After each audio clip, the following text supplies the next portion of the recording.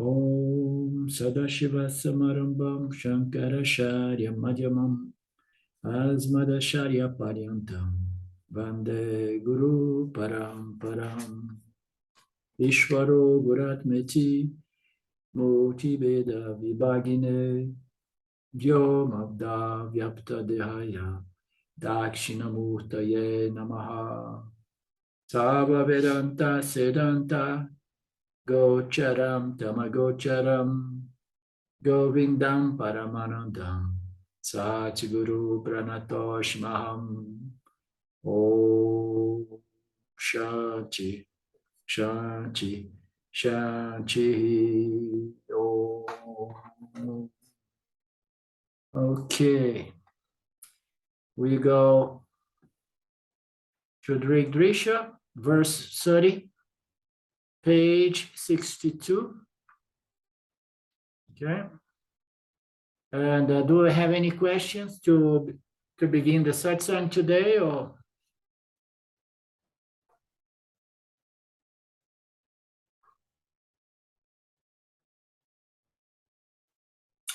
Is my internet okay? Okay. There is a gap as usual, but as long as I'm not freezing.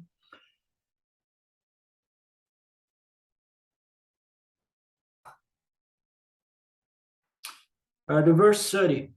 When identification with the body disappears and the Supreme Self is known, wherever the mind goes, there one experience meditation. So, does any of you can comment on this verse?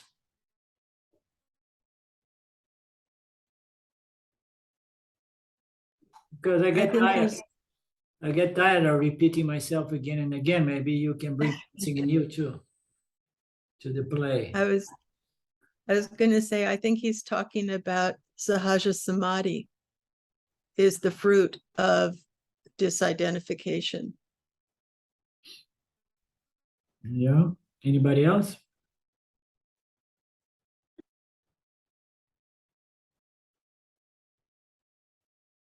Yeah, I would say, like Lynn was saying, when the self is known, wherever the mind goes, the Yoni sees Brahman. And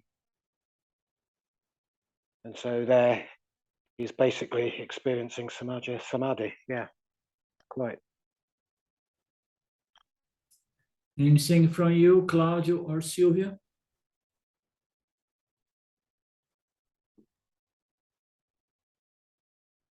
Yeah, I can say that in the verse he talks about not only that the Supreme Self is known, but also when identification with the body disappears. So he talks also about my question of the last week, no, where I ask what is self-realization. Self-realization is both. It's not only knowing the self, but also have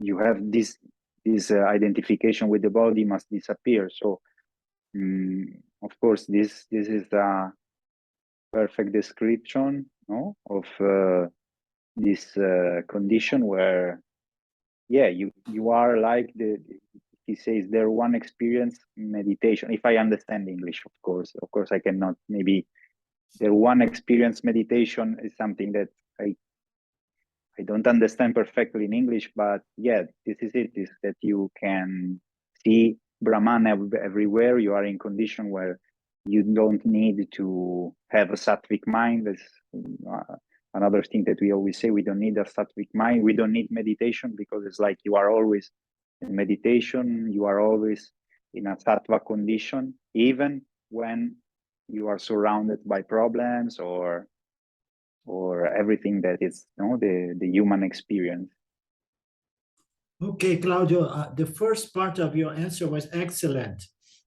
So the last part, it's what we want to elucidate, to clear a little bit more, because what it means here, wherever the mind goes, there one experience meditation. So the mind is going. Mm. So what is this meditation? Of course, it is Sahaja Samadhi. It is you experiencing the world, but your mind is at rest, so to speak. You know, it's not moved by desires and fears. So, okay. So what is this experiential meditation? Because it's talk about experiential meditation. Okay. So, because one thing, I mean, the second part of your answer or explanation is like the knowledge, you know, I broke my identification with the body as the body. And then consequently, I have established my identification in the self, in Brahman as Brahman. And then I know the self as myself, and I know the body is just an instrument of experience. Yeah? And then in that way, by knowing my inferior nature and transferring my identification from my inferior nature to my superior real nature, something does happen to the mind, that one experiences a kind of meditation. So we have two things playing there. One is pure knowledge, and the other is a certain experience. As we often say, knowledge is made out of knowledge and knowledge alone. Right? And then you have a knowledge in respect to your true identity, you know, as Satchitananda, as conscious existence. Okay, so this is knowledge. And then one can go around living one's life, and wherever the mind goes, one experiences meditation. So of course, this is a stretch. This is because when we put in terms of experiential meditation requires a very sattvic mind, so that you're experiencing peace all the time, satisfaction. So, but the mind of the Jnani also, after the self-identification, you know, can experience as well some small disturbance due to some rajas and tamas. You understand? So, experientially speaking, one experience for most of the time Sahaja Samadhi. But I'm trying to make a point here so that we don't build false expectations that once I know for sure, and then I'm going to be in meditation. Experiential meditation is the sense of peace and bliss, because your mind is dominated by sattva guna. So one may build this expectation, and then in the end, one has the self-knowledge and says, no, I'm not self-realized because I'm not experiencing meditation, bliss, and peace all the time. You understand? So we need to be careful with those stretchings, because it does not mean that you're going to be in bliss and peace all the time. So it is a dominance. The mind is more dominated by sattva guna. Yeah? And why is the mind dominated by sattva guna in most of the time?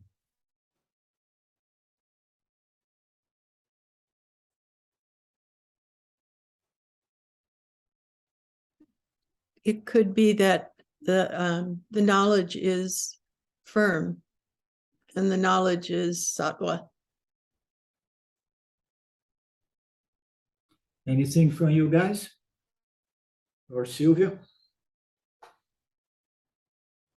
Because the knowledge is firm, the mind isn't affected by samsara or mithya to the same degree. And so it's more sattvic most of the time. So it's a complete circle. They work together.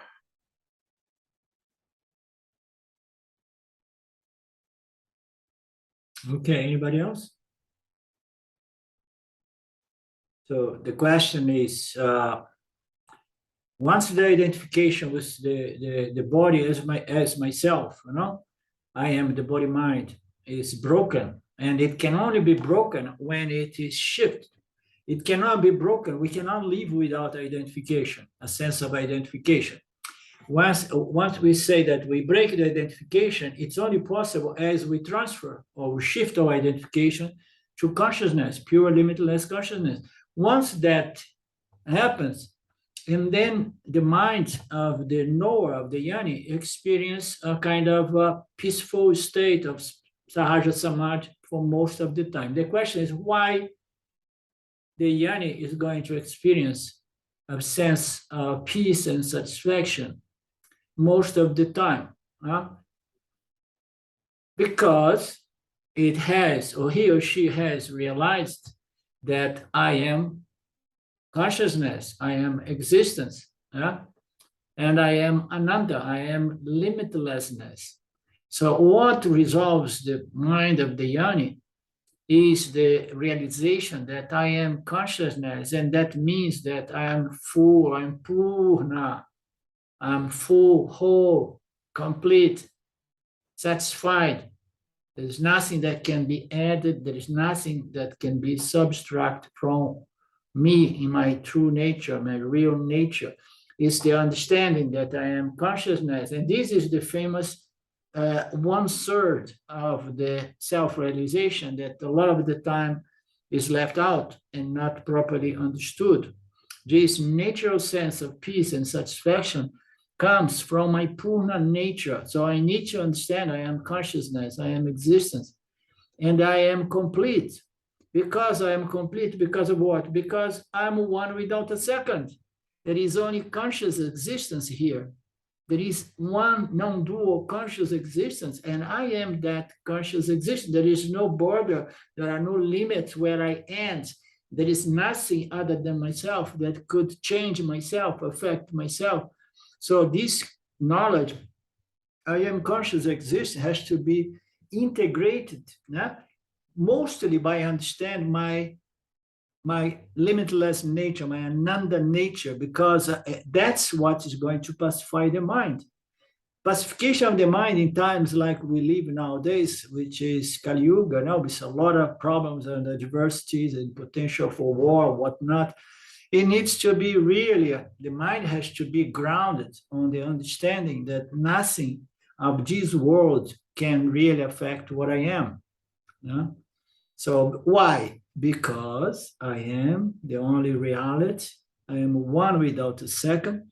I am the fullness of conscious existence. And since there is only me, there is no where I end and something else begins. It's a non-dual reality. And I am that. I am not even the ocean. I am the water of the ocean.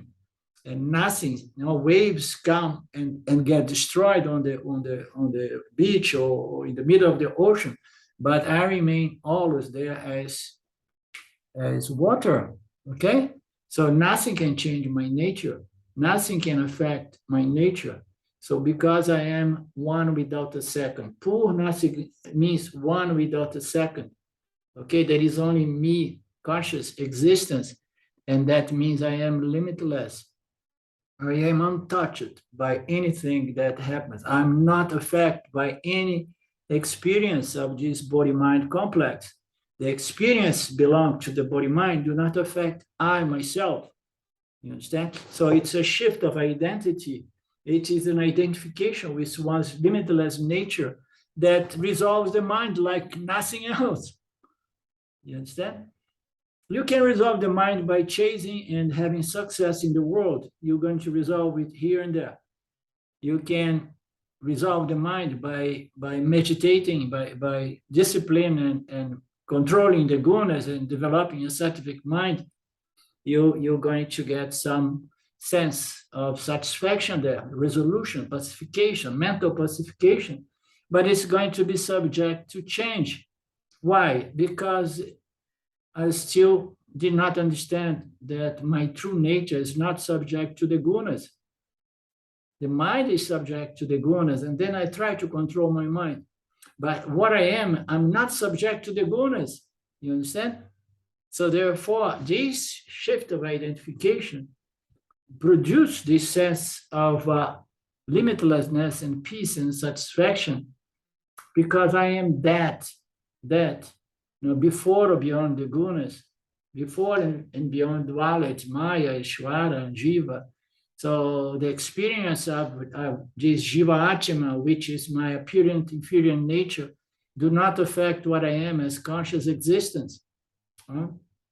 So this is the integration of this self-knowledge, is embracing, claiming my limitless Ananta nature. You understand, Claude?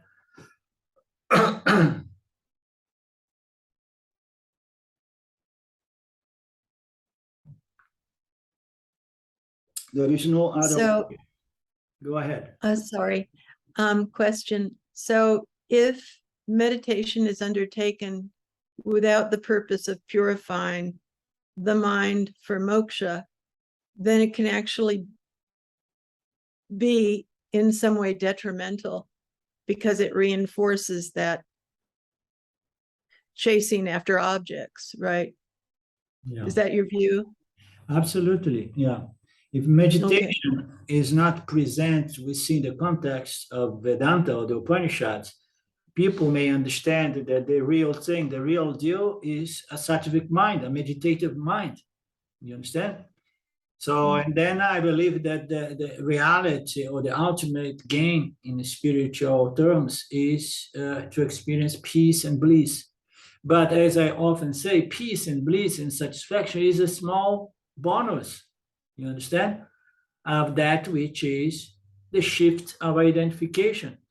And why this happens, this bonus? Because when I shift my identification for consciousness as consciousness, I know that I don't need to chase and gain any object of desire. I don't need to avoid any object of fear, because none of these things affect my true real nature, the only reality. You understand?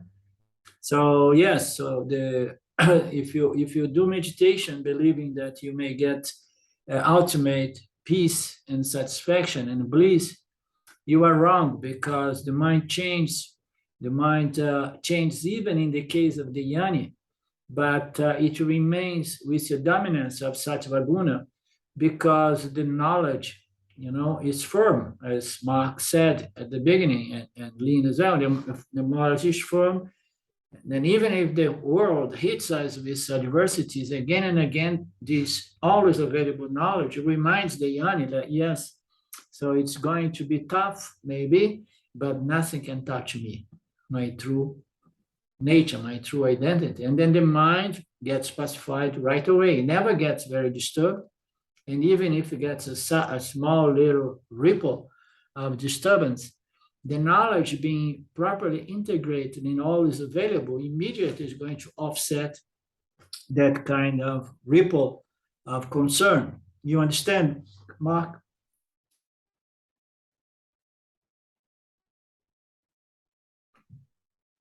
Whereas if I believe that the real deal is the experience of sattva guna, and I don't need knowledge, I just need to control the gunas. Now the real deal is discipline and control the gunas and develop a sattvic mind or contemplative mind, meditative mind. So I'm not really going for knowledge, because knowledge is just is philosophy. Yeah. So then okay. So you think that you are free when your mind is meditative? Go for it. But then when you stop your effort, the mind is going to modify, because the real fundamental problem was never addressed, as I always point out. Right, Lynn?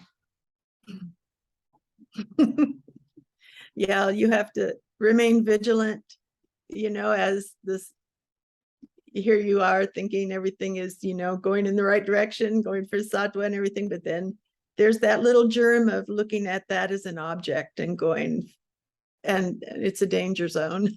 Yeah. Yeah. Like Papaji used to say, never attach yourself to anything that changes, or it will bite you in the end. And that goes to our physical bodies. Huh? So we get attached to anything that's changed, and it's going to bite us in the end, meaning to say, it's going to disturb you. It's going to make you suffer in the end.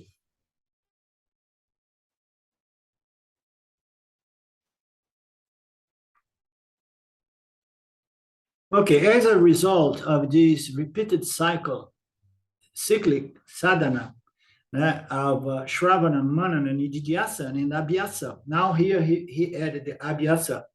So we have the Karma Yoga, that he left out here, but then we come to Shravana, Manana, and Nididhyasana and Abhyasa, which is deep meditation or Upasana yoga, Samadhi yoga. So he's putting the Samadhi yoga now after Nididhyasana, but he's just putting everything. So there is a cycle there of going through these sadhanas, of which Shravana is the primary sadhana. So the number one sadhana there is Shravana.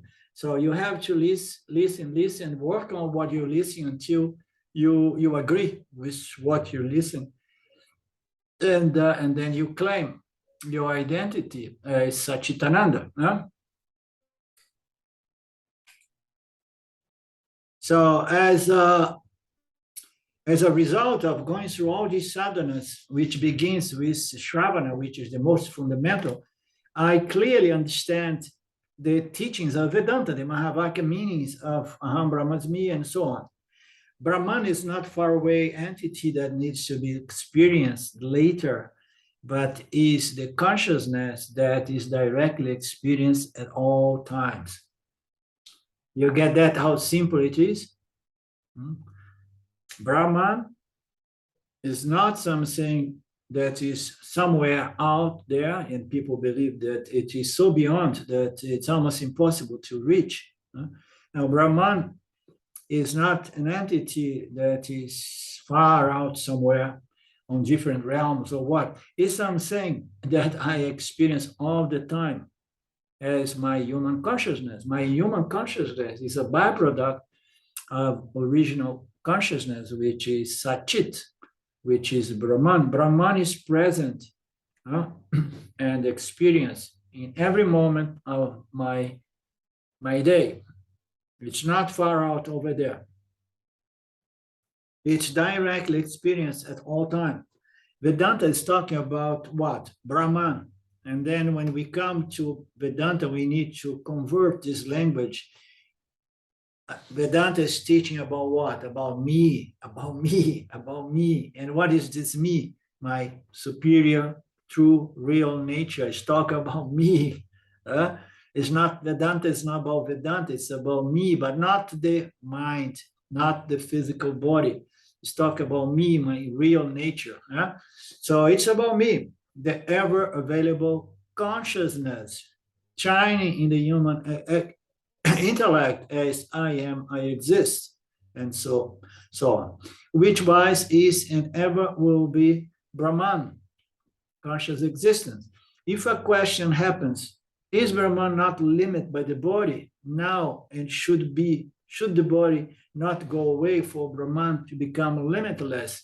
So this is a common mistake coming from the experiential realm of the meditators and so on. No, Brahman is not limited by the body, okay? And then it means what? I should go out of the body or get rid of the body, because Brahman is not limited by the body. And I want to reach Brahman. So the first thing is to transcend the body, in the sense that people say, I need to get rid of the body. I need the body to go away. No, the body does not need to go away for Brahman to become limitless. I am limitless and I am not the body. I pervade the body and I shine as I am, I exist. Aham. But this aham is not a personal aham, it's the non-dual aham. And fundamentally, it is Brahman, conscious existence. Conscious, non-dual conscious existence. So I don't need to go away from the body or to kill the body or transcend the body. So see, if you have those notions, it means that there is still confusion, and then your Shravana and your Manana is not complete, okay? Space can never be limited by the presence of any object or the absence of any object. The space can never be limited by anything. Consciousness is not limited by the physical body. It somehow has a special affection with subtle bodies. Wherever consciousness pervades, Consciousness is all over. It's the very fabric of the universe. Wherever it meets subtle bodies, it shines as sentience, as conscious beings. Yeah? So the mind, yeah, I am all the time there. Yeah? And whatsoever object, it could be planets, the moon, and any insect or any dead rock or anything like that, I am there, and none of this is limiting my space, my conscious space, Satchitananda. So I'm kind of like space, but space is just a small, poor analogy to describe the nature of what I am as Brahman. Right? So nothing is going to interrupt my limitless nature. I, this Chaitanya, this consciousness, I am indivisible, non-dual, limitless. And the body is present, whether the body is present or not. So how about that? So I am this consciousness, and I don't need this body. The body is just an object within the scope of my conscious existence. And if the body tomorrow is going to be no longer present, it does not touch me. I am unaffected by the presence or absence of this body-mind construct that I have been calling me for a long time, until I understood that it's not the real me. So does that sound good, Claudio? To know that I do not need the body, but without the body, I'm not an experiencing entity called Claudio?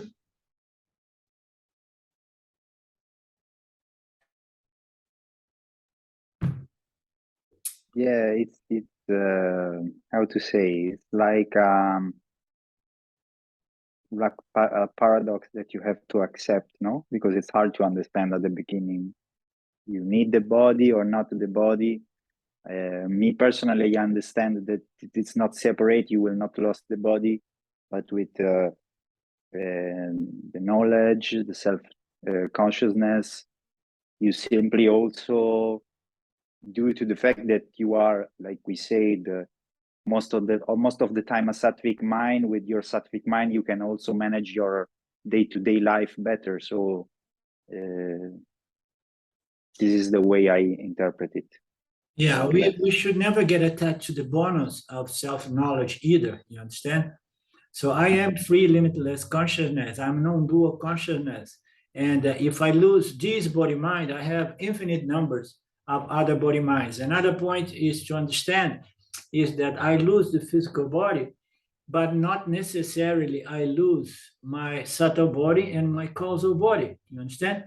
But then the Jnani is the one who wants to be done with the subtle body and the causal body as well, so that he does not need to come back into this density, you know, or duality. So the thing is, so what is the big deal? What is in need for me? You know, if I'm losing my body, okay, I will get another body in due time.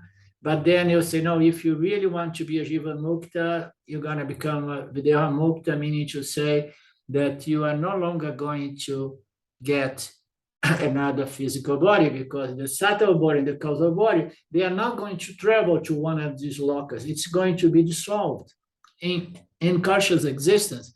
So the best analogy to understand why there is no need for fear of losing the three bodies with self-knowledge, okay, is the analogy, the metaphor of the river merging into the ocean. So the river is water.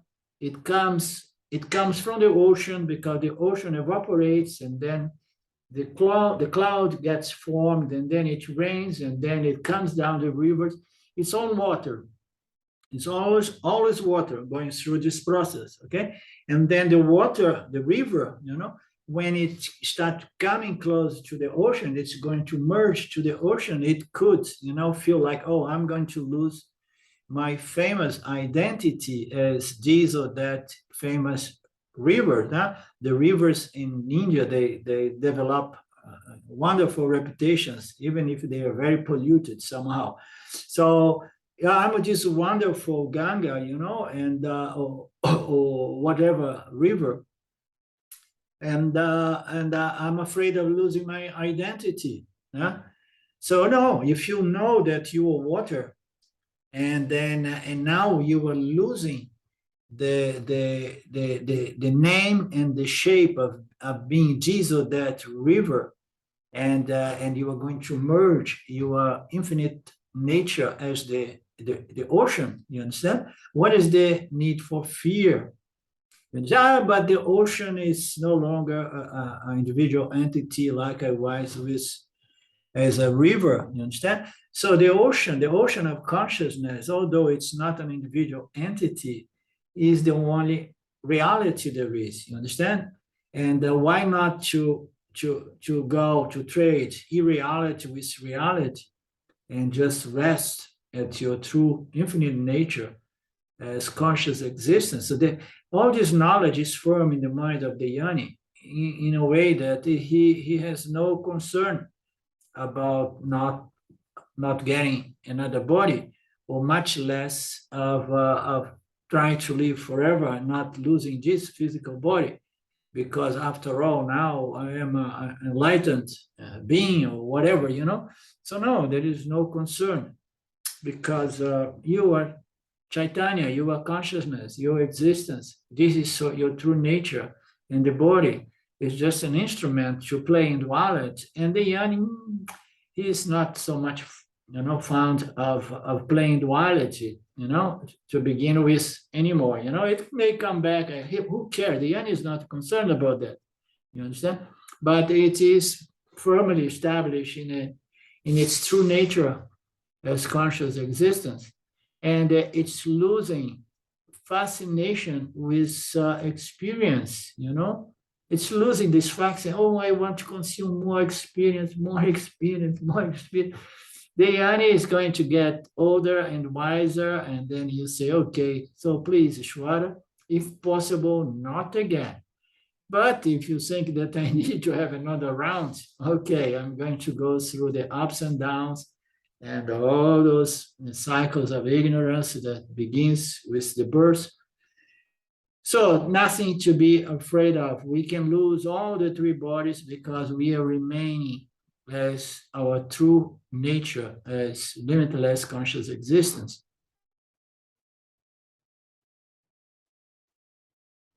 As the understanding that I am not the body with consciousness, but I am consciousness with an incidental body becomes clear and clear, I claim my fundamental nature, the Atma, and begin to disclaim the body as my true nature, begin to disclaim, and I claim more and more my superior true real nature, and I disclaim my nature as the body until the body is just an incidental phenomenal. So it's just like, okay, here I am. I have to go through these dualities and experience some degree of pleasure and pain. So the body mind may experience some pain here and there, but none of this concerns what I am. It's like going towards one wall in a room necessarily means going away from the opposite wall. This is very beautiful, this analogy. You cannot go from the identification I, the body mind, to I, limitless consciousness, without moving from the identity I, the body mind complex. You understand? You cannot, oh, no, I'm going to go to my superior nature, but I want to drag my inferior nature with me. No, you have to move away, just like I was pointing out at the beginning of our class today. So you need to let go and do this shift of identity, moving away. And here is put in a way as if it's a gradual process. The realization is sudden, but then the certainty of this shift, this realization, certainty of identity as limitless conscious existence, is something that consolidates somewhat gradually, but the realization is sudden. Okay. But here it appears as if it's going to be gradually. So giving up identification of the body and claiming more. Atma is claiming more the notion that I am the body is going to drop more and more and more. That notion exists because this universal ignorance, avidya. And as the ignorance goes away, the body identification goes away. This must be clearly understood. So, and if Swamiji says something like that, it means that it's really important that we understand this very clearly. There is no way we can carry ignorance into moksha. You need to move away from ignorance in order to gain this freedom from ignorance. Oh no, but there are some bits and pieces of ignorance that I want to take with me. Then there is no entry for you in your true nature, in your real nature, because ignorance is going to be the final obstacle. Small bits and pieces of residual ignorance is going to obstruct us. Okay, so must be clearly understood. I need to move away from ignorance. And this ignorance is tough, it's profound. The body-mind identification, it has to go so that I can establish my true identity in Brahman as Brahman. Body identification is of two types. One is Samanya identification, which is caused by Parabhada karma, due to which I am associated with this body-mind complex. Therefore, I experience the bodily conditions like hunger, thirst, old age, disease, pain, and everything. So when we are experiencing things in duality, still in the body, so there is a certain degree of experience. There is a certain degree of experience because the body, on that level, if it's pain and if it's suffering with a lot of pain, it's, of course, there will be a certain degree that, oh, the body here is paining, and my mind is really affected by that. My mind is depressed now, is tamasic, and so on. So there is a certain level of identification, which is called the identification of the physical body. The physical body is going to grab to the self, to consciousness, and say, oh, I'm suffering here, and then the self is going to say, it is your problem. I am not suffering here. But the body is going to say, come on, don't let me suffer here. I am suffering. There is a lot of pain here. I'm having tooth pain and other pain.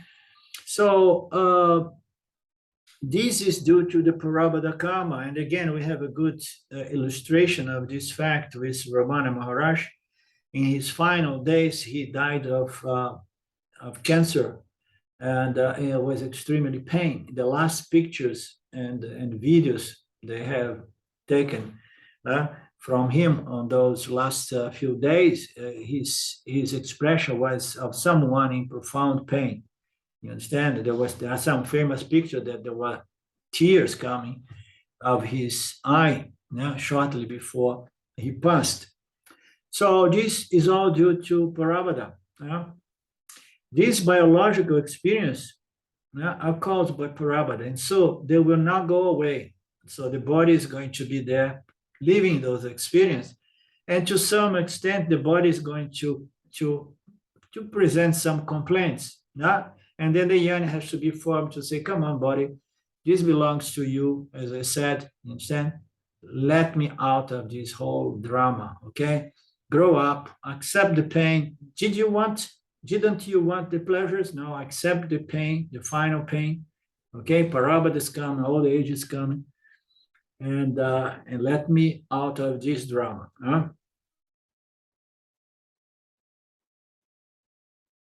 So this pain they are caused by Parabhada karma. They will not go away. They are going to keep unfolding. Okay. Establishment in self-knowledge will not cancel the Parabhada karma, as we have heard many times. The Parabhada karma is going to come to whom? To consciousness? No. To the yoni? Not really. It comes to the body-mind complex.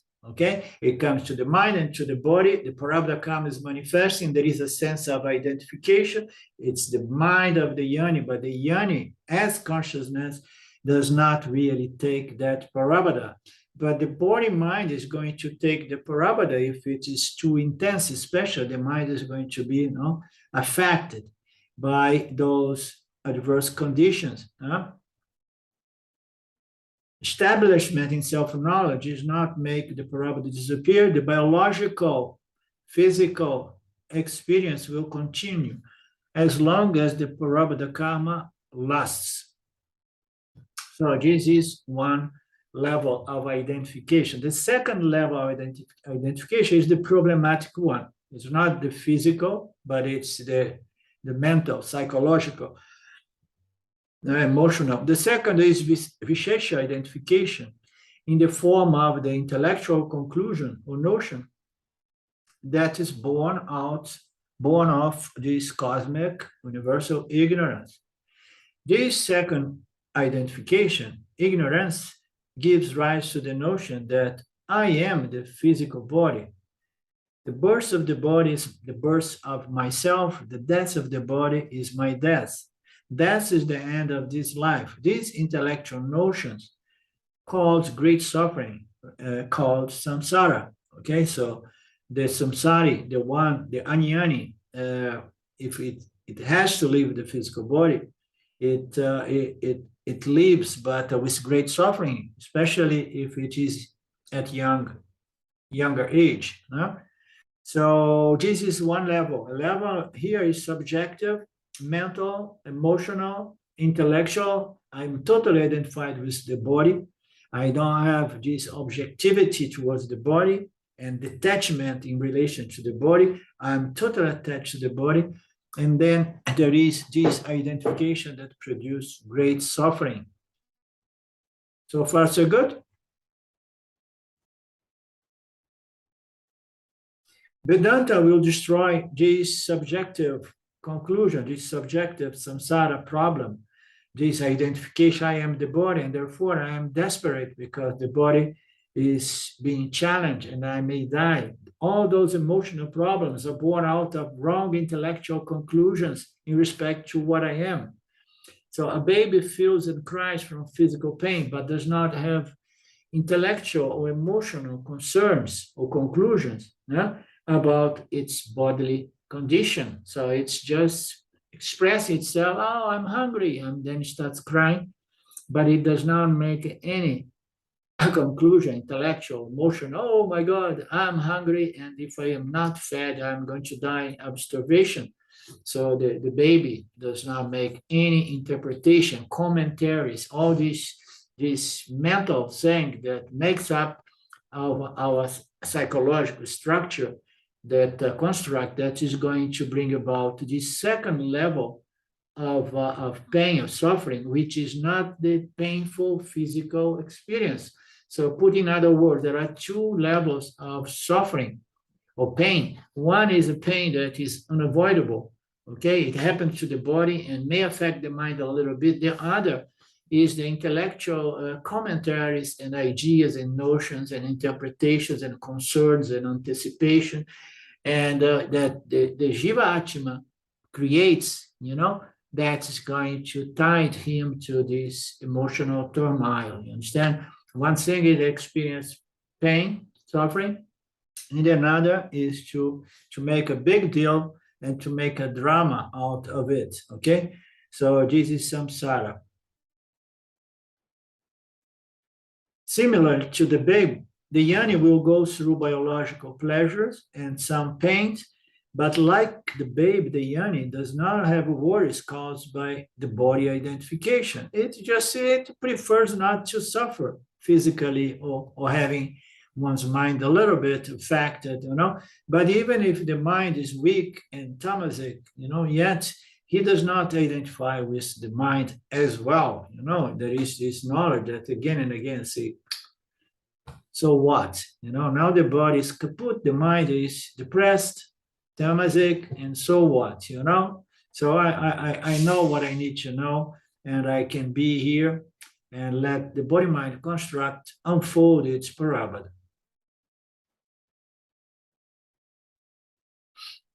So does the yoni's disidentification with the body is at the cognitive level, not on the physical level. So you can never detach from whatsoever the body experience, okay? Because let me say, the body-mind, okay? The body-mind is experience. You can never detach from that when it's linked to the condition of the physical body or the condition of the paraboda, okay? But you can have a certainty of identity on the cognitive intellectual level that insulates you from whatsoever the body-mind is going through, okay? When this understanding is very clear, no more sadhana is required for the yoni, but the yoni may choose to do some sadhanas. Why not? One must do something, right?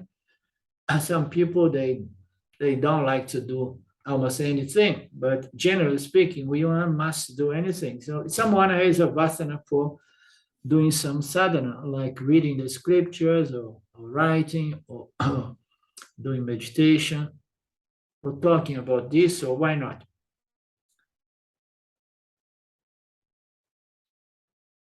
The yoni, whose understanding is firm and clear, is in a sort of sahaja samadhi, which means that he remembers the teaching all the time. So the teachings are no longer subject to forgetfulness. It's always available there.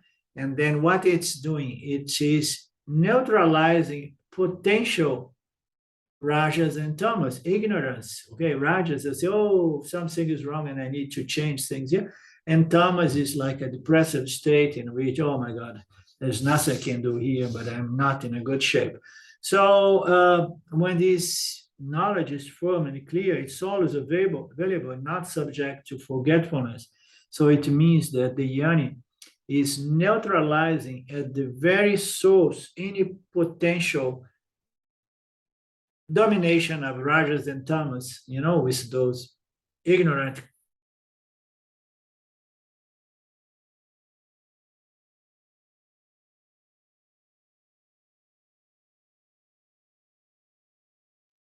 You have to open your audio.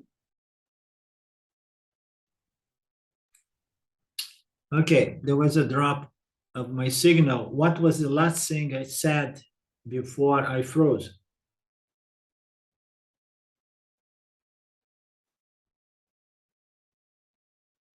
The yoni remembers the teachings all the time. Yeah.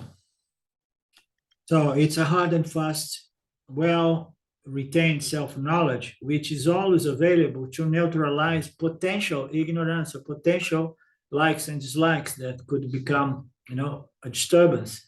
So it's there, oh, the body experiences pain. Okay, no problem.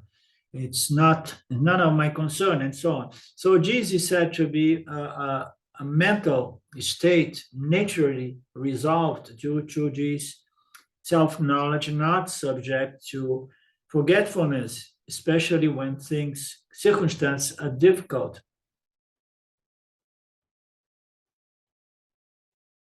This constant remembrance is natural to him. So this is a very interesting point. Constant remembrance. So it is an effortless remembrance. So when we use this word remembrance, it means that we need to, oh my God, and then I get the self-knowledge and I have to be remembering all the time. You understand? And if I need to make an effort to remember, and then it's a sadhana, it's a discipline of remembering. Okay. Now, this knowledge has grown roots in the subtle, in the causal body, and it's always there available, popping in the mind of the yoni, in the conscious mind, to neutralize potential trouble, potential ignorance. It's not going to be forgotten. And it's not necessary that you do a discipline, an effort.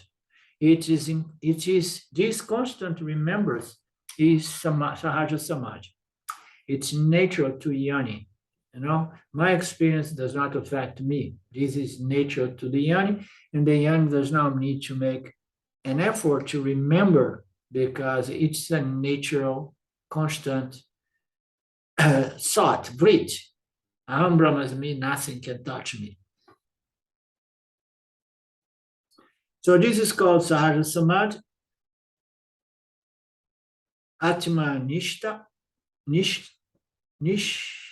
Nishta, and many other names. Whatever ups and downs is caused by one's Parabhada, the Jnani remembers the fact that Brahma, Satyan, Jagan, Mitya, Aham, Brahmaiva, Napara. Okay, so I am Satyan. Jaga, the word is Mitya, yeah? And Aham, also Brahman, and the world is Mitya. So I am Brahman. Brahma is Satya, and the word is Mitya. I am Brahman, and the world is Mitya. Nothing can really affect I, because I am Brahman. Wherever this mind goes, whatever be experienced, he is either internal or external samadhi. So the mind is pacified, okay? But does not mean necessarily that he is experiencing bliss all the time. Every perception is a sort of samadhi, generally speaking, okay? This is the nature of samadhi. He does not lose sight of its true nature while transacting through perception, external perceptions. And he does not lose sight of chit, while dealing with internal thoughts, perceptions, with the understanding that he is that limitless sat chit, limitless sat and chit. So that's what it is. It's a beautiful verse, this one.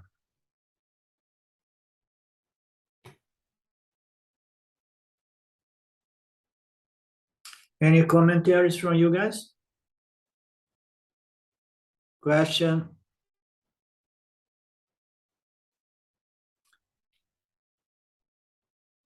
Okay, let's take a quick look on the following verse, verse 31.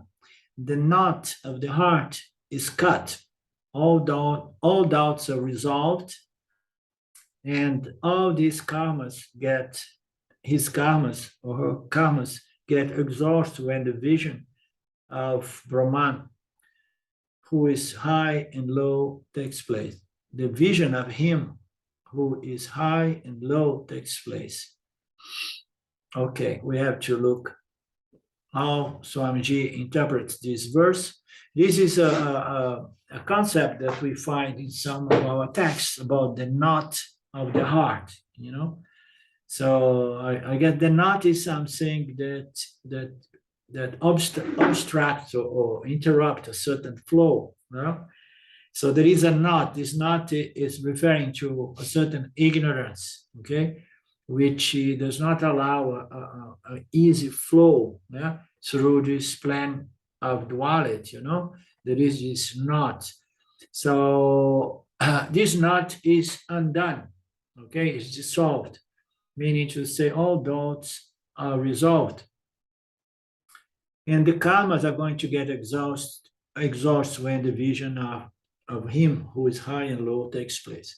Let's see what Swami says, but I would rather explore a question or commentary of you guys if you have any, because we are at 12 o'clock noon here. So there is almost no commentary here, but let's see. The benefit, you are going to say something, anyone, any of you? The benefit of this establishment in self-knowledge is given in this verse. The author quotes a verse from the Mundaka Upanishad. And in fact, this verse is the same as the chapter 2, verse 2.2.9 of the Mundaka, with the clear understanding that Brahman alone appears in the form of both Karana Ishvara and Kariya Jiva. The knot, the ignorance or the desires in the mind that binds one to the body and to the world, they are dissolved, they go away. All doubts are destroyed in the wake of this final understanding. All the results of actions in the form of punya and papa also are destroyed. So when he was saying that the karma is exhausted, we have to remember that the yoni does not produce anymore agami and sanchita karmas, okay? Because as we know, agami and sanchita, they are produced not by the actions themselves, by the identification as I am the doer of such actions, and I'm doing so that I can reap the good results, which is my goal. You understand? So I'm the doer and the experiencer of my actions and its results. So in the case of the yoni, this identification was broken. So it's this karma at this level is not being produced, it's being exhausted. And there is some parabada that comes to the body mind of the yoni and has to be experienced because cannot be canceled, because those were karmas or actions that were already in the system. They come from previous births sometime, or they can come from even what we did before self-knowledge in this lifetime. Okay, things that still are in the system waiting to fructify. So the ignorance or desire in the mind binds one to the body. This is dissolved. This knot of ignorance goes away.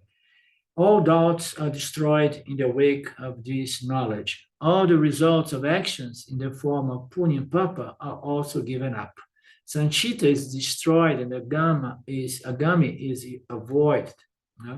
So one is avoiding actions, this is I want to see better how the Swami unfolds this concept. Agami is avoided, okay? Sanchita is destroyed is also a nice concept. I look forward to see how Swami Ji expose this concept. Yoni's actions do not produce punya or papa. Parabhada karma is present, but the yani standpoint towards them is from the Atma angle, and so he does not give over importance to them.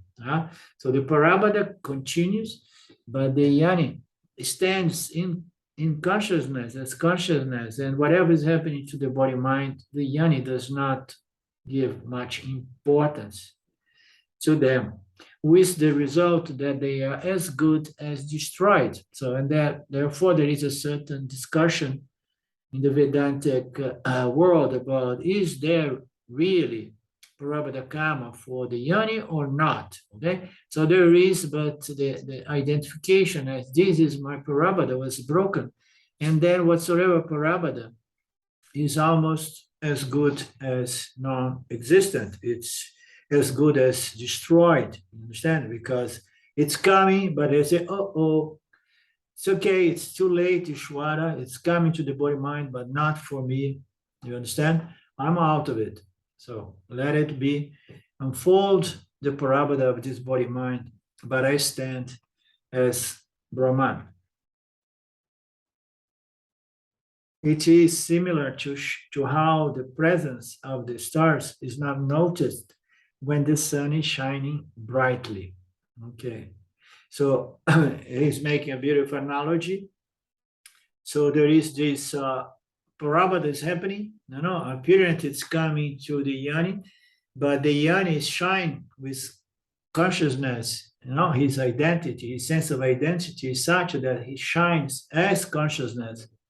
And then whatsoever parabhada is manifesting is almost not perceived by the yani, the same way we cannot perceive the stars when we have the sun shining brightly. You understand? This self-knowledge is shining the intellect, and then the parabhadas, they become irrelevant.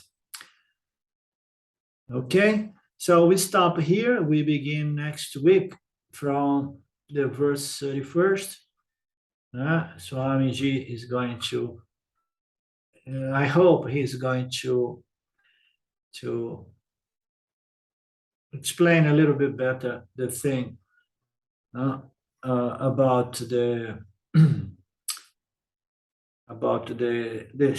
Sanchita and Agami. Agami is avoided, Sanchita is somewhat destroyed. Which way that Sanchita is destroyed is very intriguing and interesting. So we're going to have an opportunity to work together to speculate a little bit. Okay, so we meet again next Monday with Panchadasi.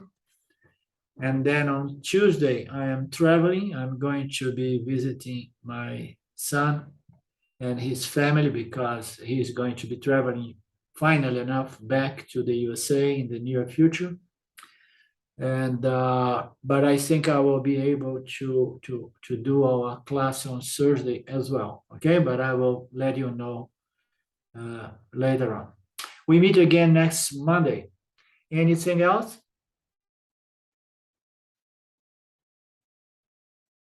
Om Purnamada Purnamidam Purna Purnamudachyate Purna Purnamadaya Purnamevavashishate. Om Shanti Shanti Shanti. Thank you, Lord. Thank you, my good friends. Namaste. Arrivederci. Goodbye. And Thank you. Ciao, ciao. bye. Thank you. Thanks. Goodbye, Islander. Bye now.